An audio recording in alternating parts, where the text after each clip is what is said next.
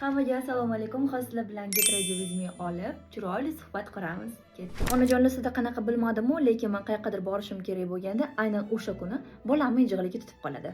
Onamni meni ona bo'lganingdan keyin tushunasan degan gaplarni har qatdan endi tushunishni boshlabman. Qaytgancha ulg'ayganim sari onam bilan yaqinroq bo'lishni boshladim. Sizlarda ham shunaqami? O'ylab qarasam, qizlik davrimda juda ham lalla yegan bo'lgan ekanman. O'sha paytlar 2 soatda qilgan ishimni hozir maksimum 40 minutda qilaman. Turmushga chiqmagan qizlarjonlar, agar sizlarning ham yaqinda dugonanglar tug'gan bo'lsa, unga telefon qilib hol-ahvol albatta so'ranglar. Agar ilojisi bo'lsa, albatta uyiga borib, ishlariga qarashinglar. Chunki aynan hozir sizlarning yordamingizga u juda ham muhtoj. Mana shu atirishni ko'ringlar, hidi juda ham zo'r. Aytgancha dekretdagi ayollarning har bitta ko'chaga chiqishi bu albatta bayram. O'shanga o'rtog'inglarni, yaqininglarni ko'proq ko'chalarga chaqirib turinglar. Dekretdagi o'rtog'ingizni ko'chaga chaqirganingizdan keyin albatta bolasiga ham qarab turishni unutmanglar. Uchunmi yo'qmiz ham turmush o'rtog'im qo'ymaydilar. Dekretdagi onalar, o'zingizlar to'g'ringlarda ham unutmanglar. Chunki albatta bolajonlarga sog'lom ona kerak.